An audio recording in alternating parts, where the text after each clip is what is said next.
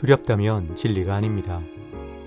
진짜 자유를 주는 알을 찾아서 낭독과 사유가 어우러진 테리토스 오디오북 옥성호의 진리 해부.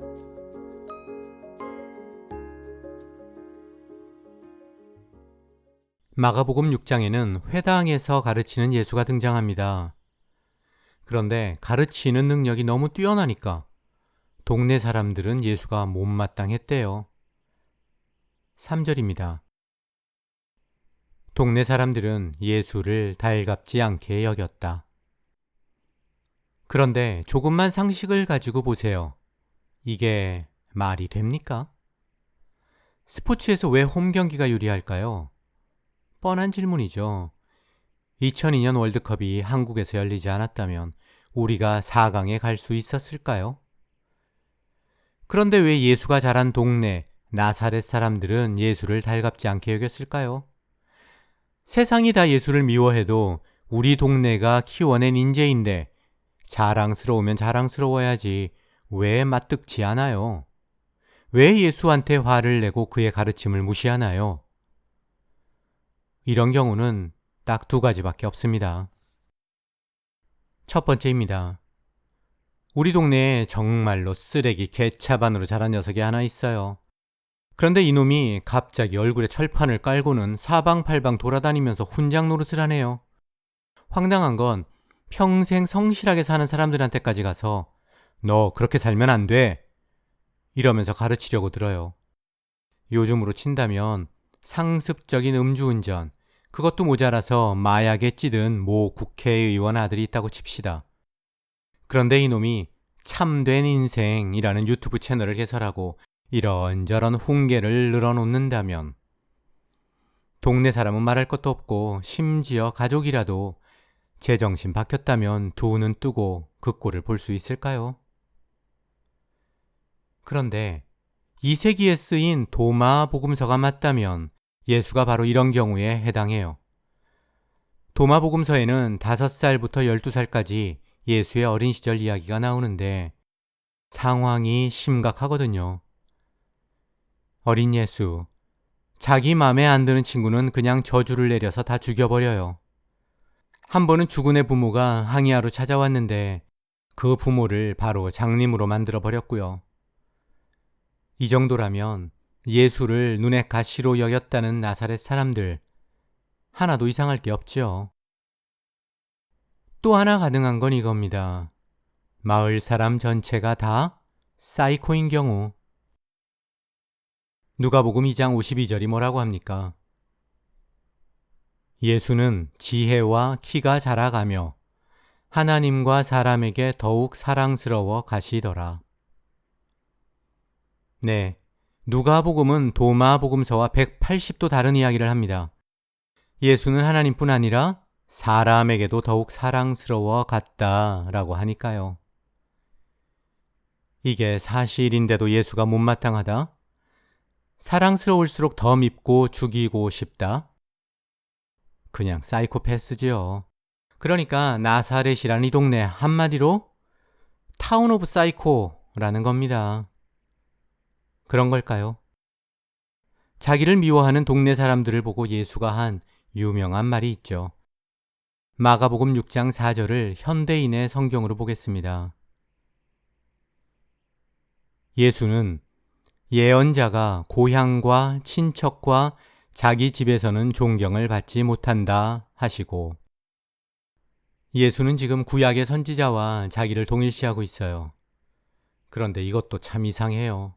아니, 도대체 고향과 친척 그리고 자기 집 통틀어 도통 존경받지 못한 선지자가 누구죠?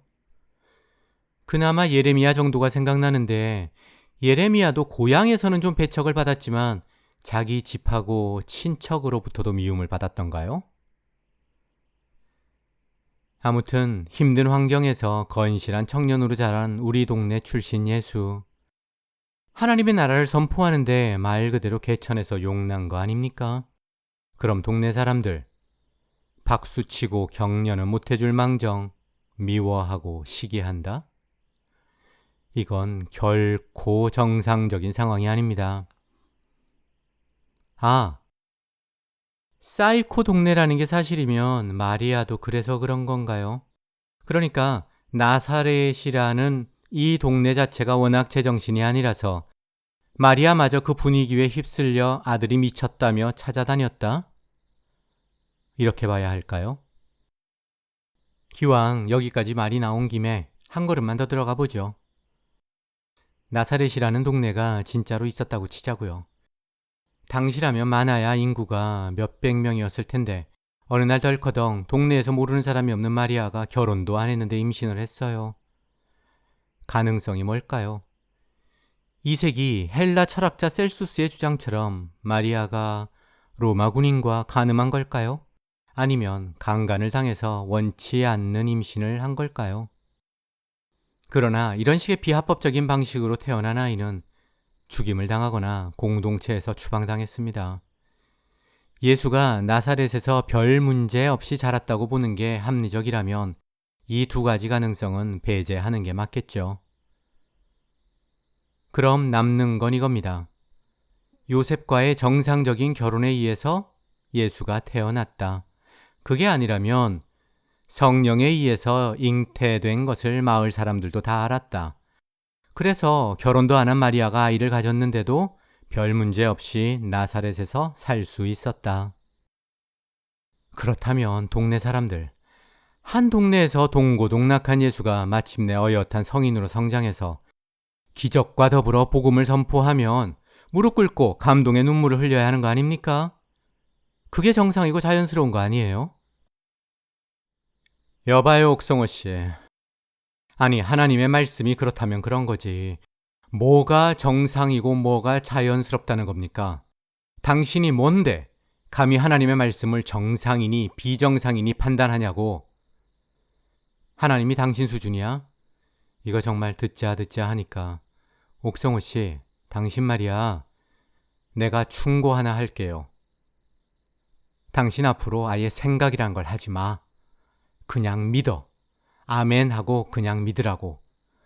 그리고 그 입 다물라고. 물론 생각하지 않는 게 정답인 사람은 생각하지 말고 살아야겠죠. 하지만 한 번이라도 우리 생각이라는 걸 해보자고요. 국민의힘 소속이 전라도에서 출마해 민주당을 이기고 금배지를 딸 수 있을까요? 가능하죠. 언제입니까? 자기 고향에서 출마할 때, 그래서 고향 사람들이 적극적으로 밀어줄 때, 그러면 전라도에서도 민주당을 가뿐히 이길 수 있습니다. 뼛속 깊이 박힌 정치성마저 극복하는 게 고향의 사랑이고 고향의 힘이니까. 제가 사는 아파트에 어제 큰 현수막이 하나 붙었어요. 이름도 모르는 어떤 골프대회에서 이름도 모르는 몇 동 사는 누가 우승했다고 축하하는 현수막이에요. 같은 아파트 주민이니까 누군지 몰라도 이렇게 다 축하하는 거거든요. 그런데 그 콩알만한 동네, 나사렛에서 평생 서로 형님 동생 하면서 자란 고향 사람들이 싸그리 다 예수를 미워한다고요? 그 동네 사람들 정말로 다 사이코패스였나요? 교리라는 안경만 벗고 보면 이처럼 복음서에는 기이하기 이를 데 없는 이야기로 가득합니다. 그중 대표적인 게 고향에서 예수가 미움받았다는 주장이고요. 예언자는 고향과 친척과 자기 집에서는 존경을 받지 못한다. 뭐라고요? 이건 말이 안 됩니다. 주제에서 조금 벗어나지만 우리 한 걸음만 더 들어가 볼까요? 복음서가 그리는 도무지 말이 안 되는 대표적인 상황 중 하나가 본디오 빌라도가 예수를 살리려고 발버둥 쳤다는 황당하다는 단어도 부족하게 느껴지는 기이한 주장입니다. 반면 유대인은 예수를 죽이지 못해서 생지랄을 했다는 거고요. 요한복음은 아예 상상 초월입니다. 유대인들이 빌라도를 협박까지 했다고 해요. 왜 너는 총독이 되어가지고 자칭 유대인의 왕 예수를 처형하지 않냐고. 왜 로마 황제한테 충성하지 않냐면서 말이죠. 이게 말입니까? 막걸리입니까? 그거 아세요? 숱한 로마 식민지 중에서 독립하겠다고 로마 제국과 전쟁을 벌인 유일한 민족이 유대인입니다. 그래서 말 그대로 민족과 나라가 절단이 나요. 아니, 로마 황제한테 충성을 못해서 안달이 난 민족이 왜 로마와 전쟁을 합니까? 그런데 이처럼 역사에 비춰서 도무지 이해가 불가능한 상황조차도 기독교는 아주 간단하게 해결하는 신공을 자랑합니다. 그게 뭘까요? 유대인 전체를 그냥 악마로 치부하는 거죠. 가장 간단하지만 가장 효과적인 해법. 거기에는 그 어떤 합리적인 설명, 논리적인 해명도 필요 없습니다. 오래전 우리나라에서 빨갱이, 그러면 다른 설명이 필요 없었던 것처럼 말이죠. 게다가 요한복음에 따르면 유대인을 악마로 만든 선두주자는 놀랍게도 예수입니다. 예수가 뭐라고 했죠? 요한복음 8장 44절. 유대인 너희는 너희 아비인 악마에게서 났으며 또 그 아비의 욕망대로 하려고 한다. 다시 하던 이야기로 돌아와서 예수를 미워한 건 마을 사람뿐만이 아니에요. 예수의 고백에 따르면 어머니 마리아와 동생들까지 자기를 미워했다고 합니다. 마가복음 6장 4절 예수의 한탄을 한번 더 들어볼까요? 예언자가 고향과 친척과 자기 집에서는 존경을 받지 못한다. 여기서 친척은 대단위 가족을 말합니다. 영어로 kin, 피부치죠. 그런데 이 구절이 마태복음에서는 조금 바뀌었어요. 마태복음 저자 뭐가 부담스러웠는지 이 구절을 카피하면서 고향과 집안은 원래대로 남겼는데 자기 친척만 쏙 뺐어요. 마태복음 13장 57절. 고향 사람들은 예수를 배척했다. 그러나 예수는 그들에게 예언자는 자기 고향과 집안에서 존경을 받지 못한다 하시고, 마가복음은 고향과 친척과 자기 집, 세 군데로부터 존경을 못 받는다고 했는데 마태복음은 고향과 집, 두 군데에서만 존경을 못 받는다 이렇게 바꿨어요. 이상하죠? 아니, 뺄 거면 싹 다 빼지. 왜 고향과 집은 남겨놨지? 매일 얼굴 보고 자란 고향 사람과 직계 가족한테 욕을 먹는 건 가능해도 어쩌다 만나는 먼 친척을 포함한 모든 피부치로부터 싹 다 미움을 받는 건 아무래도 좀 심하다고 생각했기 때문일까요? 아니에요. 정답에 가까운 대답은 따로 있습니다. 마태복음 저자 이 친구, 아무 생각이 없었다는 거. 예수를 미쳤다고 생각한 예수 가족에 관한 구절을 뺀 건 분명히 의도적이었지만 지금 이 부분은 그냥 이리저리 짜깁기 하다 보니까 어쩌다가 자기 친척 이 단어를 빠뜨렸다는 거. 이렇게 보는 게 가장 타당할 겁니다. 다음 시간에는 누가복음 속 마리아를 살펴보겠습니다. 오늘도 들어주셔서 고맙습니다. 구독과 좋아요, 알람 설정 하셨죠? 지금까지 진리해부 옥성호였습니다.